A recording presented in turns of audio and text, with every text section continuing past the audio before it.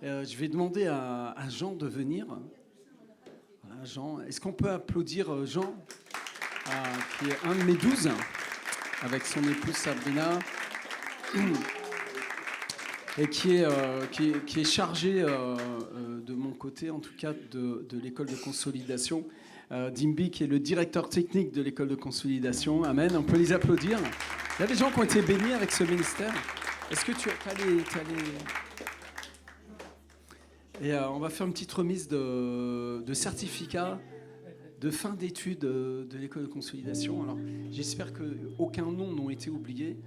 Si vous n'êtes pas nommé ce soir, ça ne veut pas dire que le ciel vous rejette. Vous êtes aimé. Alors,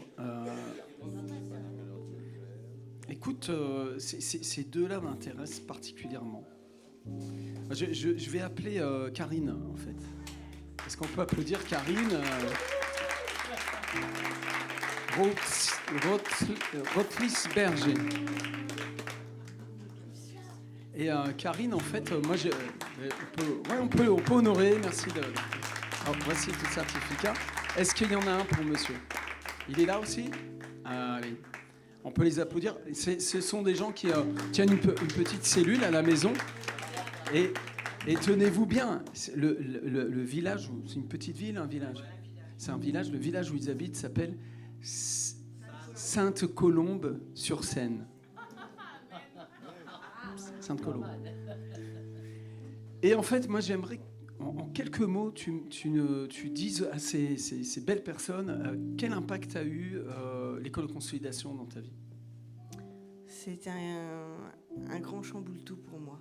Ça a été une révélation comme jamais j'ai eu. Première leçon, l'amour du père.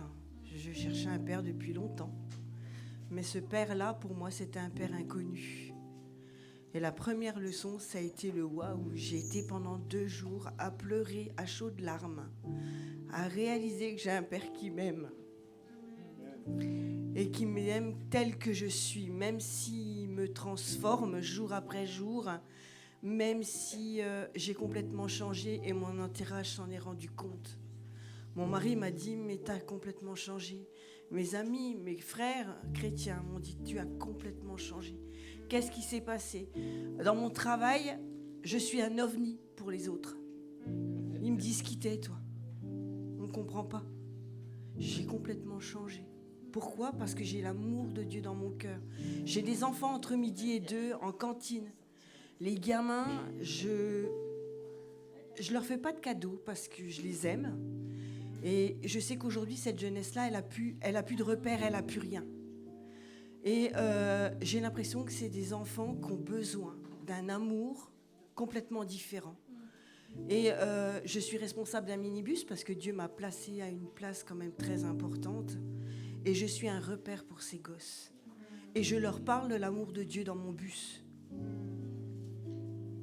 Et les responsables me disent « mais Karine, tu es resplendie, tu respires quelque chose qu'on ne connaît pas. » J'ose encore pas franchir le pas et je le fais à partir de ce soir devant vous. En leur disant « ouais, j'ai un père qui m'aime tel que je suis, mais ce père-là, vous le refusez. » Et je regrette pas ce que j'ai fait et je regrette absolument pas cette formation et je la sème autour de moi aujourd'hui. Amen. Voilà. Merci Karine. Et tout à l'heure, Pierre a partagé un passage qui va être le thème de le prochain week-end Père-Fils. Ne ratez pas, vraiment, vous venez avec vos fils, les gars, là, vous dégonflez pas, venez avec vos gars, hein, s'ils ont l'âge. Et tu as cité Exode, chapitre 2, verset 2. Je me suis tourné vers Pasteur Sébastien. On s'est regardé, tu sais, vraiment... même planète. Cette femme devint enceinte et enfanta un fils. Il y en a une autre qui a 12 étoiles dans l'Apocalypse, chapitre 12, qui enfante un fils. Elle vit qu'il était beau. Et c'est bon de voir que nos disciples sont tellement beaux, en fait. Elle vit qu'il était beau et elle le cacha pendant 3 mois. Et la formation dure 3 mois. voyez la corrélation? Et j'ai découvert que le fondateur de la Porte Ouverte, là, le fameux frère André, avait créé une école de consolidation qui durait 3 mois, qui a été traduite dans tant de langues. Et notre école est en train d'être traduite dans tant de langues. C'est déjà traduit en anglais, en espagnol. Bon, le vietnamien nous a fait un faux bon, mais c'est pas grave. De toute manière, beaucoup d'Asiatiques parlent anglais, ça, on va le faire avec ça. Le Saint-Esprit est en train d'agir puissamment. Amen. C'est traduit en malgache, avec tout le travail de Pasteur Tanjona. Il y a un grand travail qui se fait au travers de cet outil-là. Jean-Claude, en 2 minutes, dis-moi. Alors pour moi, bon, ça fait déjà quelques années que je chemine. Oui, ça fait bientôt 18 ans. Plus vieux que toi, non, peut-être pas quand même. Mais disons que voilà, c'est des versets que j'ai entendus plusieurs fois, sans pour autant qu'ils me parlent forcément.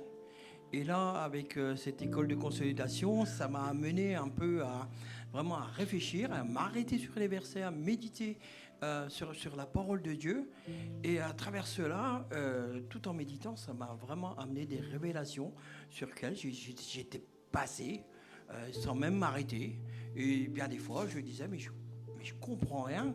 Et là, d'un seul coup, il y avait une révélation.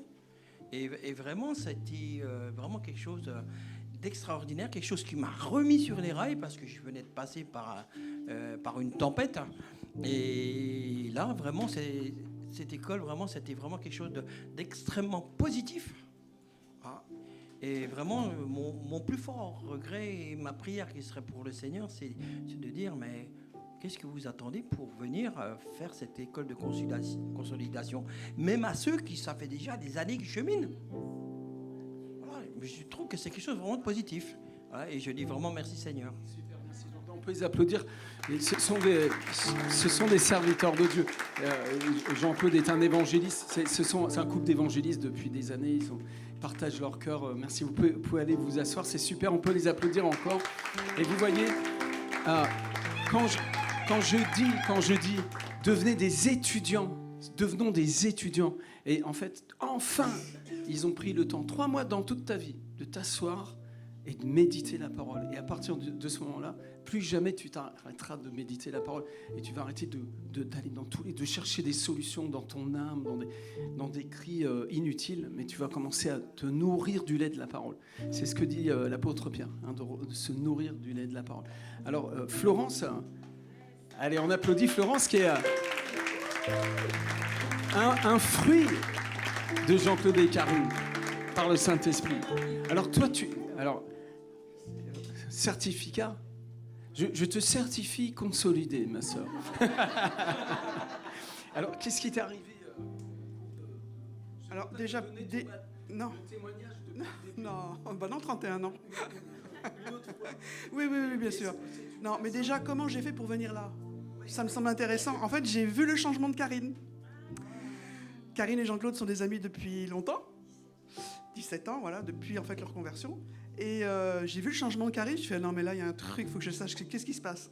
Qu'est-ce qui se passe, Karine? Une lumière sur Karine. Karine, pas la même, quoi. Et puis, donc, je suis venu voir, j'ai été invité à regarder une scène avec toi.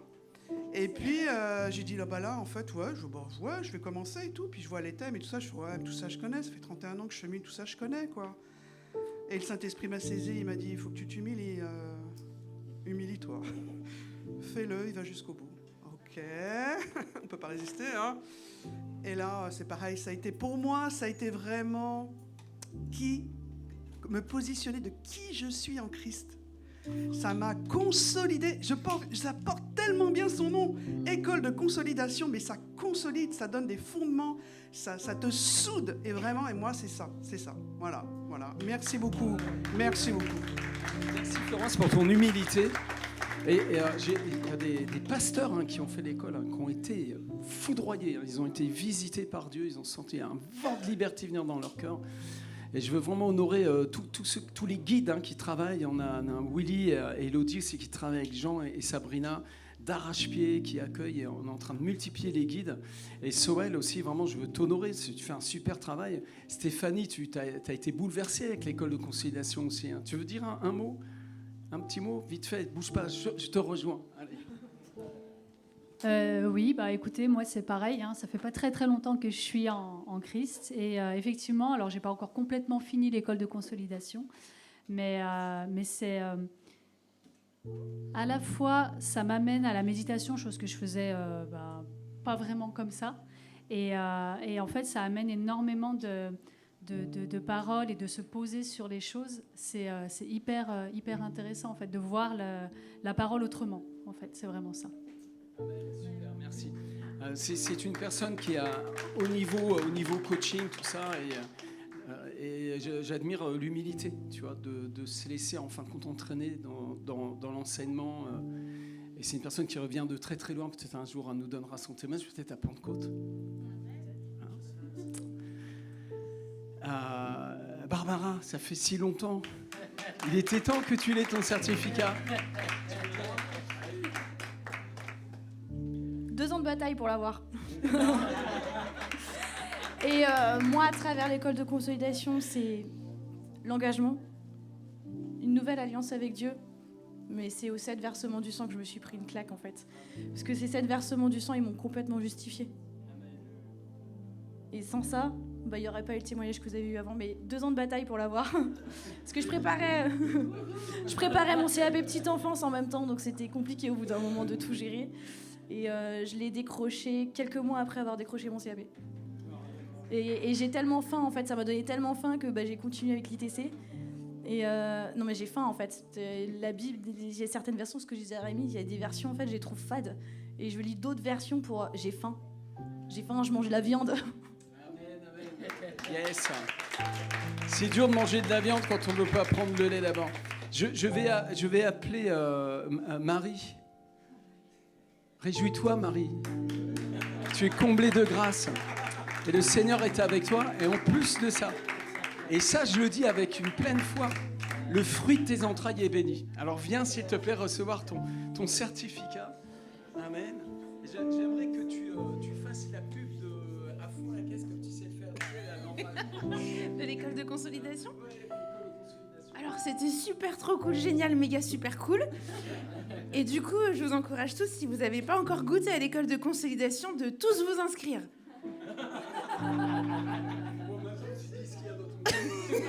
C'était bien comme ça.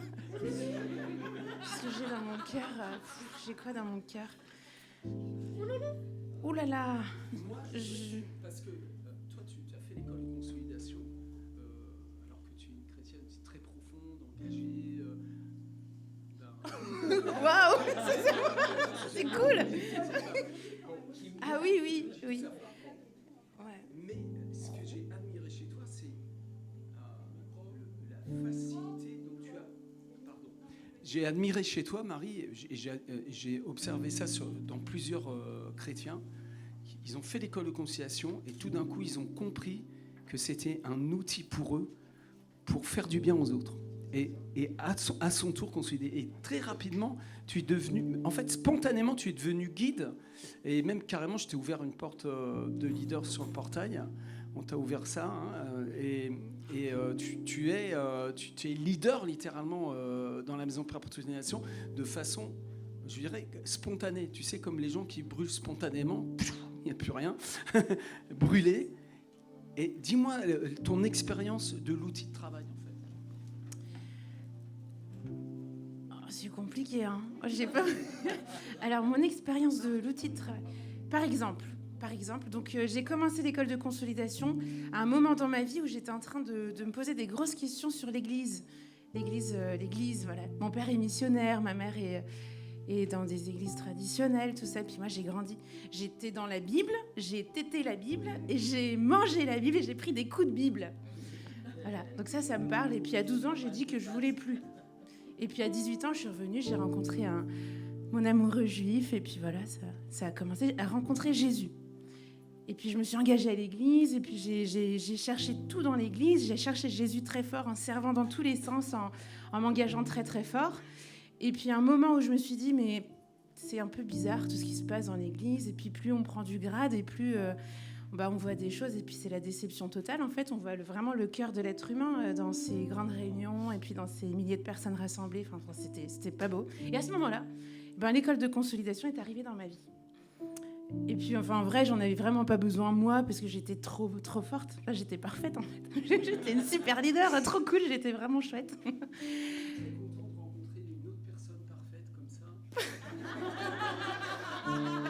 Et puis je me suis dit, je vais faire l'école de consolidation comme ça, même si ça se passe pas bien dans l'église où je suis, et ben tous les gens qui sont sous mon leadership, et ben ils pourront faire l'école de consolidation, et puis ensuite ils pourront s'en servir eux-mêmes. Et si moi je meurs parce que je supporte pas toutes ces histoires, et ben eux ils auront l'école de consolidation. Parce que tu as des charges d'âme, en fait. Ouais, c'est ça. Je vais expliquer un truc. En fait, elle était dans un conflit de loyauté, c'est-à-dire qu'il y a une loyauté à l'égard des autorités spirituelles à laquelle elle était en référence, mais en même temps, voilà, il y avait un peu une dérive sectaire, des trucs pas propres, et donc tu t'occupes de gens, c'est très compliqué. Il faut comprendre la situation. Et j'explique un peu, mais la façon dont tu es arrivé vers nous, c'était aussi au travers de l'école chrétienne. Tu es arrivé, j'ai ramassé un bout de Marie là-bas, un morceau là-bas. On a rassemblé le petit cœur avec une pelle. On dit, bon Seigneur, on fait quoi avec ça ? Bon, je te donne tout et puis guéris-le, ce cœur. C'était un peu ça. Hein. Et je t'ai proposé de faire l'école de consolidation. Mais c'est surtout que Rémi Bail, à chaque fois que je le croisais dans cette période, donc c'était septembre à novembre, et bien à chaque fois que je croisais Monsieur Bail à la sortie de l'école, à chaque fois il disait « Béni sois-tu, Marie pleine de grâce !» Et moi je pleurais dans mon cœur, c'était horrible parce que je vivais à l'église. Et puis tous les jours, à chaque fois que je croisais Rémi, mais vraiment c'est une période où je t'ai vu tous les jours, je crois. Je me disais Marie pleine de grâce, c'est rigolo. Puis tout le monde m'appelait « Béni sois-tu, Marie pleine de grâce !» Mais en fait, le jour où je t'ai pas croisée, je me suis dit ça m'a manqué ce matin. et j'ai compris qu'il faisait partie de la guérison qui commençait à opérer dans mon cœur. C'est bête, hein. C'était peut-être une blague, mais en fait, j'en ai beaucoup ri. Et non, c'est pas une blague. Réjouis-toi.